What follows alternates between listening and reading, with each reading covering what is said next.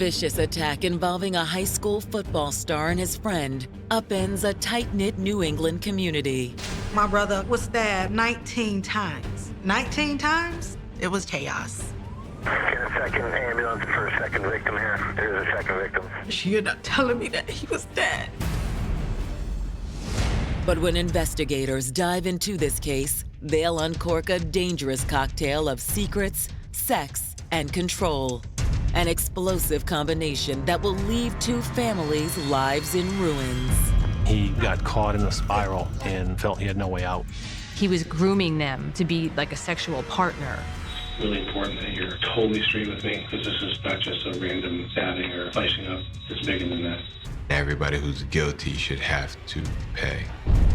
What's done in the dark will come to light, but the world's gonna know it.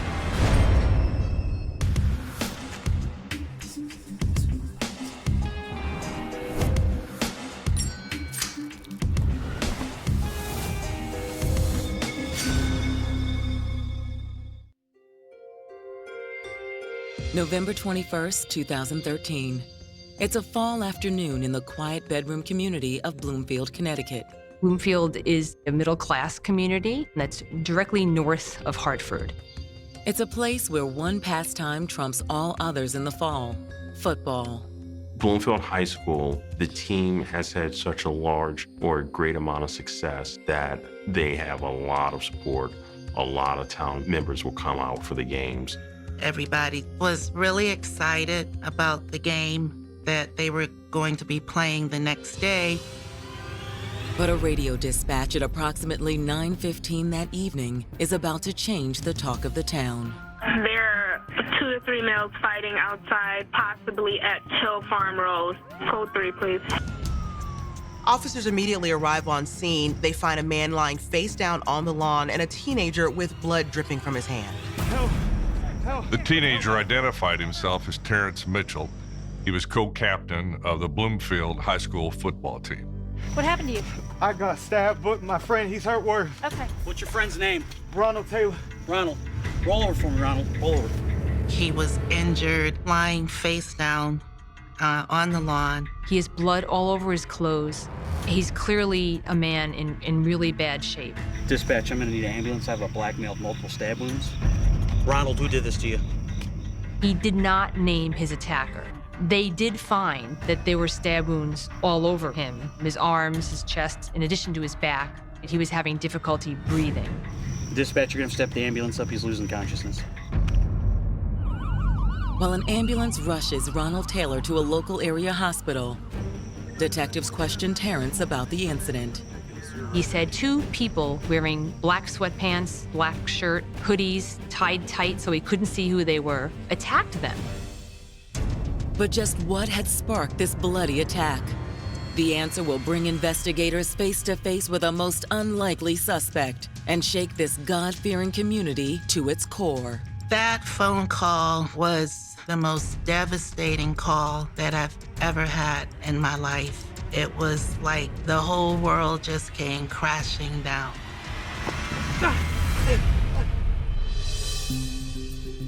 Born in Bloomfield, Connecticut in 1995, Terrence Mitchell, or TJ as his friends called him, grew up surrounded by love and strong role models. TJ Mitchell comes from a good family. His mom is a program manager with a Connecticut school organization, and his grandmother works at the Attorney General's office. TJ was a great kid. He felt he was going to go places. He wanted to go to college to learn engineering, and he wanted to play football. He was like the all-star. In fact, Terrence was so talented that by the time he turned 15, he was an integral part of Bloomfield High's powerhouse football team. Bloomfield High School football has a reputation for being an annual division champion or competitor for the championship. People looked up to him as a leader. He was a co-captain of the football team and the state leader with interceptions. By the fall of Terrence's senior year, offers were rolling in for college scholarships. He was already being offered a Division I AA or Football Championship Series scholarship. That was exciting. Terrence's family was proud of him and the person he was becoming. As far as everyone in the community was concerned, that success couldn't have happened to a nicer guy. He has nothing but accolades from his coach and others in the community. He's a popular kid in school ever since we were in middle school, so he was always one of the most talked about things around. Not surprisingly, among Terrence's throng of admirers was a bevy of the young beauties at Bloomfield High. Hey, TJ. How's it going? I'm cool. You want to do something after school? Yeah, hit me up. All right, I'll text you later. All right. I would tell him that, you're showing off for the girls. And he would just kind of smile at me and shrug his shoulders, So, yes, he had several female friends. Though Terrence was known to be something of a flirt, by his senior year, one special girl had captured his heart. Her name was Brittany Jenkins. Brittany was a classmate of Terrence's. She was smart, she was cute as a button. They were head over heels for each other. They had been dating, I believe, maybe about 3 or 4 months. You going to my game Friday, right? I wouldn't miss it. All right, my girl gotta be there. With graduation just around the corner, it looked like everything was coming up roses for Terrence. But being a local football hero didn't come without its pressures. The coaches and staff expect excellence from the players, both academically and as citizens and as athletes. So when the stress got to be too much, Terrence had one friend outside of school who he could turn to, Ronald, AKA City Taylor. What up, City? About time you got here, you ready for this ass whooping? Nah, I think you the one ready for the ass whooping. Terrence met Ronald Taylor through Terrence's stepbrother, who was also Ronald Taylor's cousin. 9 years older than Terrence, Ronald seemed to be living every 18-year-old's dream. City drove fast cars. He liked music, and video games. It was like stress reliever, you know what I mean? Who's the champ? See, I'm done. I'm done. You can't beat the best. I'm done playing you, man. Ronald, he had a great heart.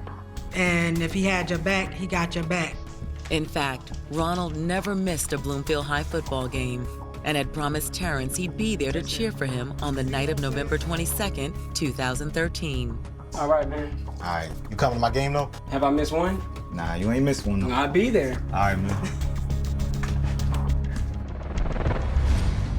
But now, 24 hours before the big game, Ronald's life hangs in the balance. He and Terrence Mitchell had allegedly been attacked by several assailants, one of whom was wielding a knife.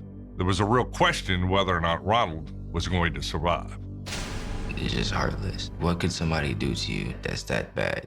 As investigators begin to piece together what really sparked this horrific attack, they'll uncover a lurid tale unlike anything this quaint town has ever seen before. He began to lay out a story about the events leading up to this night and about what happened that night. And it's shocking.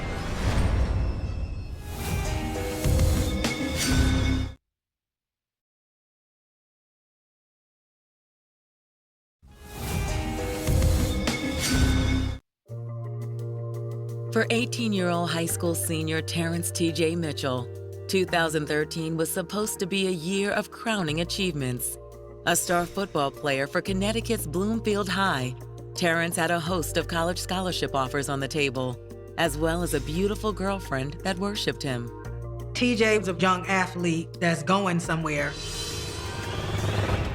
But on November 21st, 2013, one night before Terrence's final regular season game, his bright future is in jeopardy. Officers responded to a 911 call. When they arrived, Terrence Mitchell and his close friend, Ronald Taylor, had both sustained knife wounds. Taylor was obviously not in good shape. There was blood all over his clothes, and he had been stabbed in many places on his body. Ronald was rushed to the hospital. Terrence was treated on the scene. News of the attack spreads like wildfire throughout the Bloomfield community. This number came up, I answered, and it was my cousin calling me, telling me, well, I just got a call, somebody telling me that Ronald was stabbed. And I'm like, what? All of his family members, including his friends, rushed down to St. Francis Hospital to check on him and his well-being. But by the time they arrive, the news is devastating. He's gone. My mother, when I got there, she ended up telling me that he was dead. I couldn't believe it. Ronald was like my son. I, helped take care of him growing up. It was devastating. It was devastating. Back at the crime scene, detectives received word of Ronald Taylor's death. This was now officially a homicide investigation. With a murder investigation now on their hands, detectives turned their attention to the area where the crime occurred. This attack had occurred outside the home where Terrence was living with his grandmother. So what do we got here? I think we found the murder weapon. They witnessed a steak knife on the ground, and the steak knife was actually broken. And there's blood droplets leading down the roadway. Let's go take a look, get some photos. The blood trail leads detectives to a property across the street and another one up the road. Investigators also observe a black Acura sedan with an open passenger door parked a few houses down. We got a lot of blood splatter. Investigators and detectives located a dark sedan, later learned to be that of Ronald Taylor. They take his car back to the police station and immediately begin to sweep for any type of fingerprints, blood stains, or any other evidence that may give them a clue as to who committed the crime. But police know their best witness is the other person wounded in the attack, Terrence Mitchell. You ready to talk about the events that happened tonight? Yeah, I want to help. TJ Mitchell reported that on November 21st at about 8 or 8:30 p.m., Ronald Taylor arrived and parked just down the road from TJ's house. TJ went out to the vehicle to meet with him. So why didn't you guys just meet at your house? Well, he's older than me, so my parents and my grandparents, they don't really approve of us hanging out. Okay. Do you remember anything that happened from the attack tonight? TJ said he was standing outside the vehicle on the passenger's side with the car door open.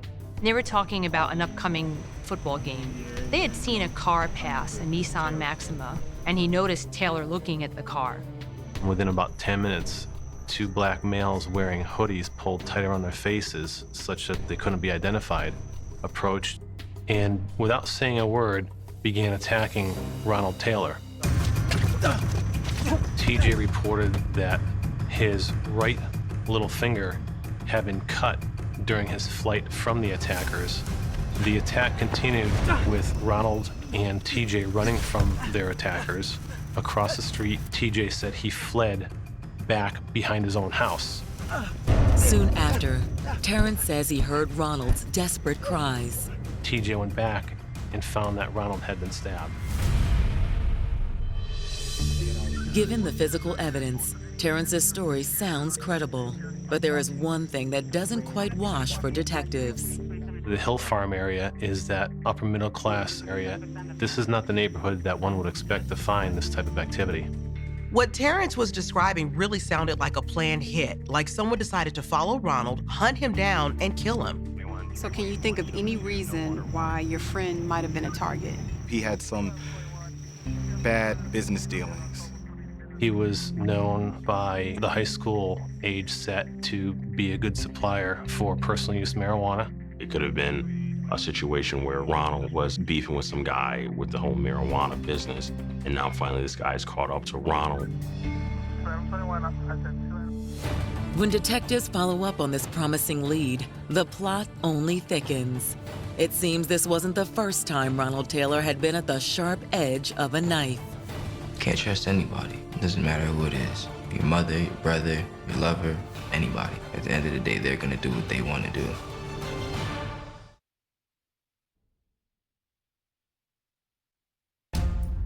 Just 2 hours ago, 27-year-old Ronald City Taylor was attacked and stabbed to death in the streets of Bloomfield, Connecticut.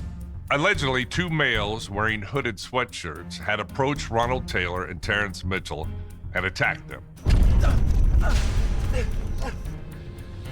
Now a second victim on the scene, Ronald's friend, local football star Terrence Mitchell, has furnished detectives with a possible motive.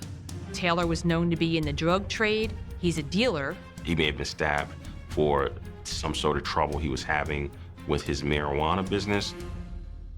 To try and identify if this attack could be drug-related, police combed the surrounding neighborhood in search of eyewitnesses. So it's our understanding you might have seen or heard something this evening? Oh, we were just in the living room. We thought we heard some moaning or terrible moaning. something, yeah. They look outside and they see one individual is on the ground, another individual standing over him. One reported seeing two males. The second resident of the same home said that she looked outside and saw two, possibly three people running. TJ said he fled back behind his own house, at which point Ronald fell to the ground and was being both punched and stabbed by the attackers. Were you able to tell what they were wearing? No, it was too dark. They didn't know the color of the people. They didn't have a good description of them. But if the eyewitness statements are a disappointing setback, maybe there's another way to find Ronald's killer. A canine was called in to track the two parties involved in this assault. When a canine track is done, the dog is trained to follow a scent. They start the track from the area where the victims, in this case Terrence Mitchell, says that the suspects were last headed. As the canine officer works the scene, he soon realizes there's a problem. With unknown perpetrators, there's no way to identify to that dog that they're following the right track because there's no scent that they're going off of. Ideally, it's the suspect's track, but sometimes they may end up following someone else who had been standing in that general vicinity. We're just going in circles at this point. A dog might have led investigators to the persons responsible or a vehicle nearby. However, no person or vehicle was discovered by the dog in the area. That track proved inconclusive. With the canine officer unable to sniff out any new leads, detectives perform a routine background check on Ronald Taylor and make a jaw-dropping discovery. Wasn't the first time he got stabbed. He was stabbed once before. Roughly 18 months prior to this particular incident, in the summer of 2012, it turned out Ronald had been stabbed in his own home. Taylor, according to the police report, he was grinding marijuana, and a 16-year-old boy, allegedly, was kind of behind him, and the boy, for some reason, just stabbed him in the side. And apparently he punctured a lung when he did this. He was transported to the hospital by family members. He recovered from that and then reported the incident to the police department. An arrest was made. A juvenile was taken into custody for the stabbing of Ronald Taylor. They transferred this boy's case to juvenile court, and that's closed. So there's no way to get information about disposition of that case, unfortunately. Detectives wonder, could this same teen have returned to finish off the job? To find out, they decide to have a chat with a young man, Marcus Jackson. Hey Marcus, got an incident report here from 2012. Looks like you had a run-in with Ronald Taylor, a stabbing incident. Have you seen Ronald Taylor since that evening? No, sir. They told me to stay away from him. That's what I did. So they looked at Marcus, but his alibi checked out. So once again, they are back at square one. But this day's not over just yet. And what investigators are about to learn will blow this case wide open and rain down secrets, cold accusations, and just maybe a motive for murder. What can crush you more than a lifetime of living with everybody knowing your deepest, darkest secret?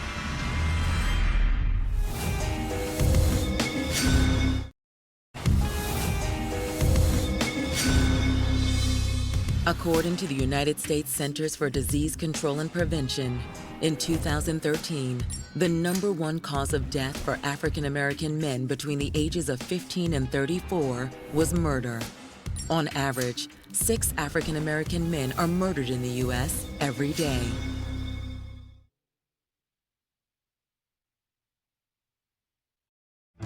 For the past 12 hours, detectives in Bloomfield, Connecticut have been investigating the vicious stabbing death of 27-year-old resident Ronald City Taylor. Ronald and his friend, local football star Terrence Mitchell, were allegedly attacked outside of Terrence's home. There was a legitimate fear this was either drug-related or a targeted crime by another juvenile named Marcus Jackson, who had previously attacked Ronald. However, As promising as these two leads initially seemed, detectives have yet to find any direct evidence tying Marcus Jackson or anyone else to the crime. We were sizing up what we had, what we didn't have, which at that time was a solid suspect. But then, detectives received some new evidence recovered from Ronald's car. We found 2 cell phones at the scene. One was Terrence's and the other was Ronald's. Investigators immediately begin searching the content from the devices for possible clues. When I reviewed the text messages on Ronald's phone, Terrence and Ronald had been texting back and forth.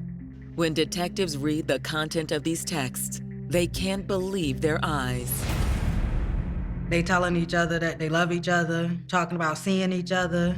There was some ILYs, ILY2, meaning I love you. It seemed there was a romantic relationship between them. Before, Terrence seemed lucky to have survived the attack.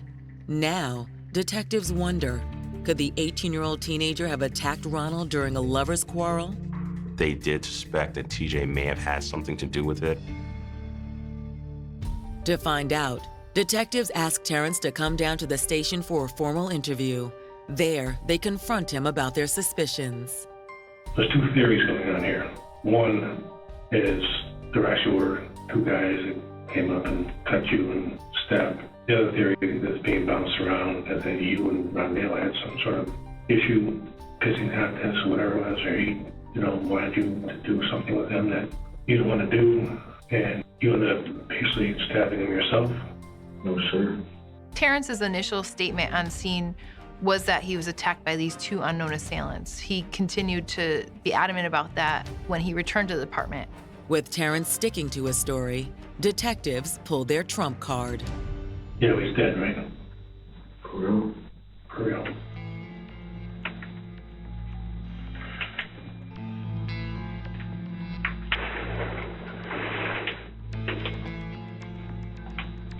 How close were you to him? Close. How close? Like family close. Family close? Like lover close? Were you guys lovers? Terrence Mitchell said during the interview that he met Ronald about 2 years prior and that they were friends. They spent a lot of time together, and he would go over his house, party with him, smoke weed, sometimes drink alcohol. During this time, Ronald made no secret of his interest in Terrence, but Terrence claims for a year he rebuffed the older man's advances. Mr. Taylor wanted to be more than just friends. TJ Mitchell had told police that he wanted to be just friends. Then one night, Terrence says, he had a little too much to drink. He talked about getting drunk and things going to another level. I was drunk and it was an experience he did me ever since then. And I don't know, he just said like my energy and the way I act is like he wants me around. He started talking more about almost being ashamed of the relationship. He was very adamant that he wasn't gay and didn't want it documented anywhere that he had a homosexual relationship with Ronald Taylor. It was also learned during this investigation that among the high school age set within the community, there was a certain stigma attached to being gay. Terrence was the star football player, an athlete. He had no shortage of female attention. In fact, he had a girlfriend. So he probably preferred to keep this relationship a secret. But apparently it was a secret that went both ways. Terrence wasn't just keeping his relationship with Ronald Taylor a secret from his classmates. He was also keeping his relationship with his girlfriend a secret from Ronald. And apparently, Ronald found out about it a few weeks earlier. I guess he took it to the heart, started yelling at me. Terrence says Ronald was overcome with jealous rage. Then he did the unthinkable. He posted something on Facebook about TJ Mitchell being a, quote, Bloomfield gay football player. Ronald was essentially using this post or this image or this outing of TJ as a way to keep him in line. This was online for about 5 hours before it was taken off. Terrence said Ronald made it very clear if he didn't break up with his girlfriend, they were going to have problems. He just said he was going to post it on my mom wall, my grandmother wall. He didn't care. So basically he was extorting you? He says Ronald's behavior became increasingly more erratic. And then just before the murder, it became violent. Ronald allegedly threatened him. He basically was saying, "You're my boyfriend and there's nothing you can do about it." It's a shocking story, but could it be a motive for murder? So after he got out, he started running. What did you do? I chased him.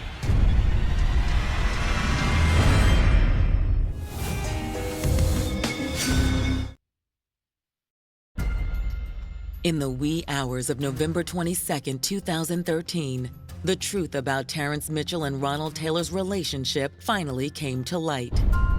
We learned that they did have an intimate relationship. Allegedly, Terrence was trapped by Ronald in this relationship because Ronald would consistently threaten him with saying, "Hey, guess what? I'm going to out you."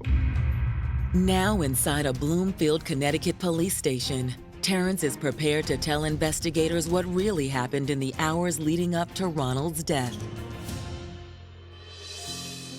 TJ had texted Ronald for them to meet to talk later in person. Terrence and Ronald had been texting back and forth. Ronald is saying, "Call me when school's about out. I'm ready to listen." And Terrence writes back, "No, we need to talk in person." Ronald called him and said something to him like, "I'm coming over and it's not gonna end well." At 9 p.m., Terrence says Ronald pulled up near his house and texted him to come outside. Given Ronald's alleged statement that things were not going to, quote, end well, Terrence is afraid that Ronald's going to try to harm him. Terrence took it upon himself to protect himself and took a steak knife outside with him. Once inside the car, the conversation quickly turned to Ronald requesting to see TJ's phone. Hey, what's up, man? Nothing. Who you texting? When TJ turned his telephone over to Ronald, Ronald saw that the text messages on there, mostly to the women, contained emotions like LOL or a smiley face. He becomes upset and begins to question TJ on why TJ will not show him the same type of love. What you mean? You don't never text me like that. TJ reports that Ronald became increasingly infuriated by the conversation. No, I kill you. You know that, right? Man, what's wrong with you? Chill out. He was actually taking his index finger and in the shape of a gun, holding it to him, and he was also like smushing his head. He swung at me. Where did he swing at you? Face. Okay. He hit me. What? Shut up! Terrence said that Ronald had hit him, and at that point, he pulled the knife out of his pocket and he stabbed him. TJ stabs Ronald twice, somewhere in the chest. The pass-through door where TJ is sitting is open. Ronald flees from the car by crossing over TJ. TJ reports stabbing Ronald one time as Ronald crosses over him. So after he got out, he started running. What did you do? I chased him. What was he saying? He was saying, "I take it back, I take it back. I didn't mean to do it." Okay, then what happened? I stabbed him again. He actually cut himself with his own knife during the course of stabbing Ronald. At some point, TJ reports Ronald turned to him with his hands extended and TJ stabbed him yet again. Ronald falls to the ground, regains his balance, and runs back to TJ's house. TJ stabs Ronald one more time in the lower back. Ronald removes that knife, turns to TJ and says, "I'm dying." At the end of Terrence's statement, tears well up in the frightened teenager's eyes. It's like I blacked out. No one stabbed me. I didn't want this to happen like this. I just wanted to go my way. When detectives ask why Terrence lied in the first place, he becomes even more emotional. Because I was scared. I didn't want. What took place in Ronald's car between Ronald and TJ was about power and control. Ronald had the power, and TJ decided he would take that power back for himself. Unfortunately, he took the worst of the roads available. Terrence's confession gives detectives probable cause to place him under arrest for the murder of Ronald Taylor. That phone call was the most devastating call that I've ever had in my life. It was like the whole world just came crashing down. The story of Terrence's double life stuns his family, but what shocks them even more is how this model teenager ended up a killer. I know my grandson. I've never known him to be a violent person, to hurt anyone. Terrence was, in my eyes, a good kid. While no one in his family believes Terrence's crime was justified, they do think Ronald Taylor preyed on an innocent young boy. Terrence was 15 years old when he met him. Come into his house, they can drink alcohol, they can smoke marijuana, they get in a compromising position, and now I got you. So when you have your head on straight the next day and you decide, I don't want any part of that, it's too late, because now I'm going to expose you as being gay. But when Ronald Taylor's family meets with police, they see matters very differently. It was all Terrence, because he's the one that texted my son to come and meet him. To them, Terrence Mitchell is nothing more than a cold-blooded killer hiding behind a claim of self-defense. We felt like it was premeditated because he told Ronald, I need to talk to you. I need to see you in person. This was all premeditated. In fact, they say if Terrence was truly terrified of Ronald, why did he leave the safety of his own home to meet him? Why are you gonna come out with a knife? You thought about it, it's premeditated. You came out with the intent to hurt him. They believe Terrence's portrayal of Ronald City Taylor as a violent and controlling person is dead wrong. Ronald did have a good heart and was not bad, was not controlling. Ronald wouldn't have just punched him or whatever for no reason. No. I'm telling you that is bogus bullshit. Those are my words. You can put that on record. All right? City wouldn't harm a fly. Just 24 hours earlier, Terrence Mitchell was Bloomfield's golden boy. Now a stunned community is trying to make sense of this unfathomable crime. The story gained traction in large part because here was the high school football star accused of murder. It really shocked the community to find out that a young kid with, all the potential in the world could do something like this. But before it's all over, more shocking accusations will come to light. Accusations that will keep the community of Bloomfield wondering, will Terrence Mitchell be locked away forever or get away scot-free?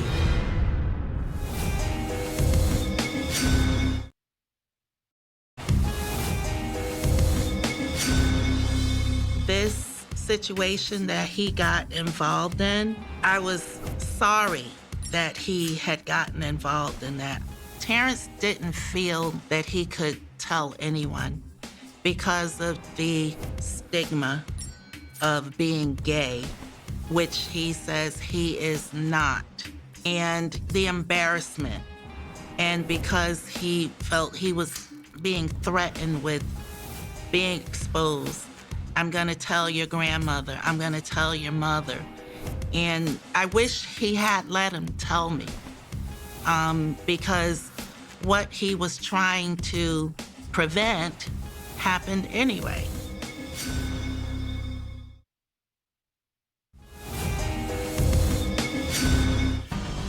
On November 22, 2013, stunned residents of Bloomfield, Connecticut wake to the news that 18-year-old star athlete Terrence T.J. Mitchell has been arrested for the stabbing death of his 27-year-old lover, Ronald Taylor. Our whole community was rocked by this.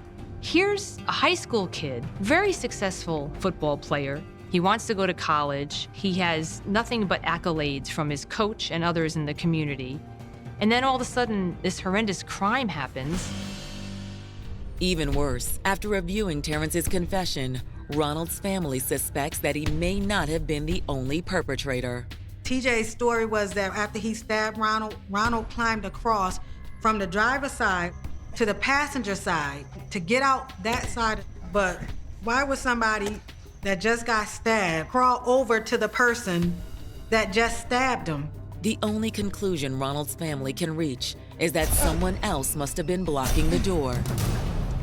It was not done alone, and everybody who's guilty should have to pay.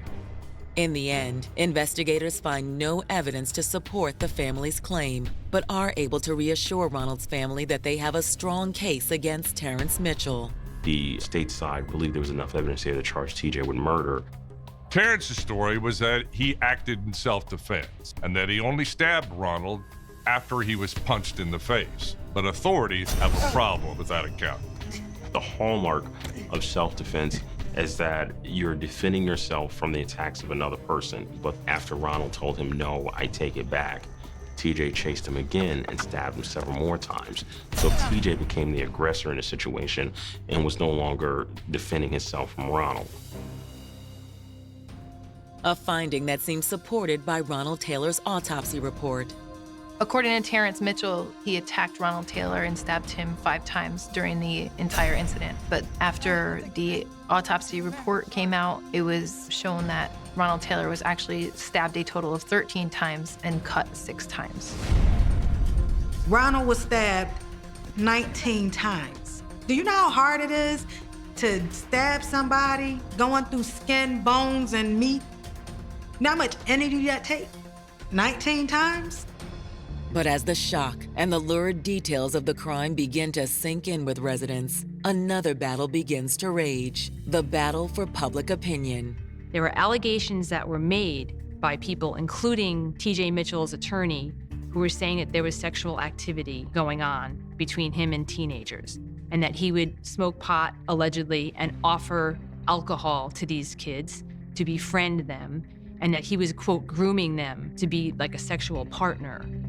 The defense also points out what they say are disturbing parallels between Terrence Mitchell's case and the other juvenile who stabbed Ronald Taylor.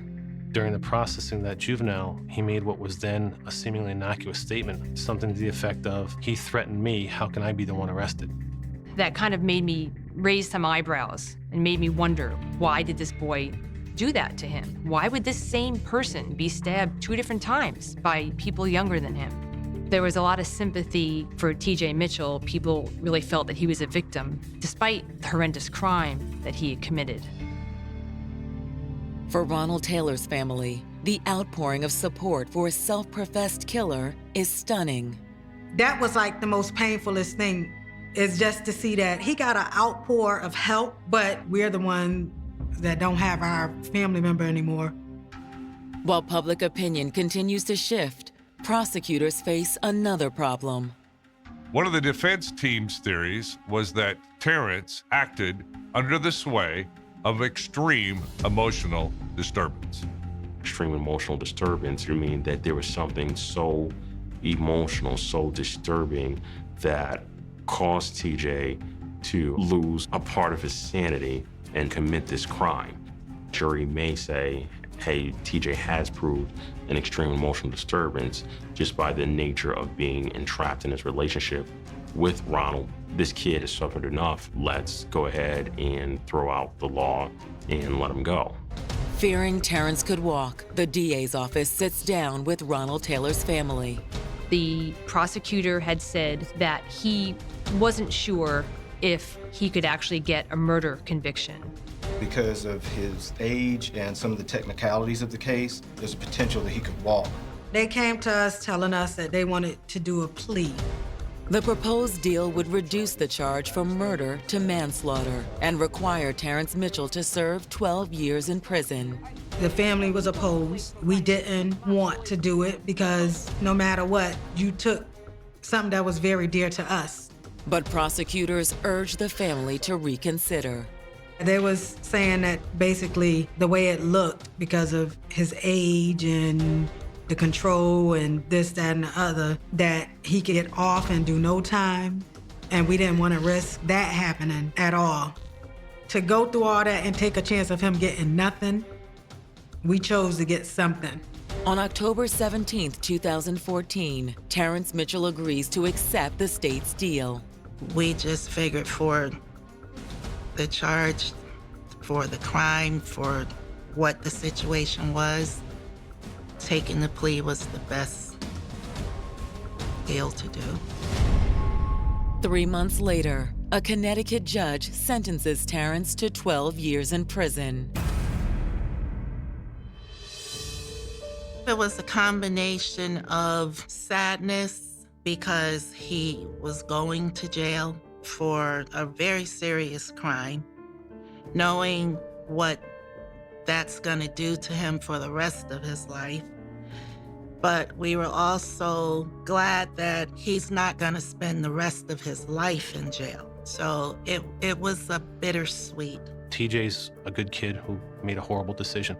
It's a crime that's left two good families devastated, one that ended a man's life and ruined the future of another. I think the whole case is absolutely tragic. You have a family who has lost a loved one. Ronald Taylor is never coming back, and his family's got to deal with that. Then you have Terrence Mitchell's family. You have a young man who had all the potential in the world, who was looking at scholarships and an amazing football player, and now he's incarcerated. It's a terrible thing to happen to a family.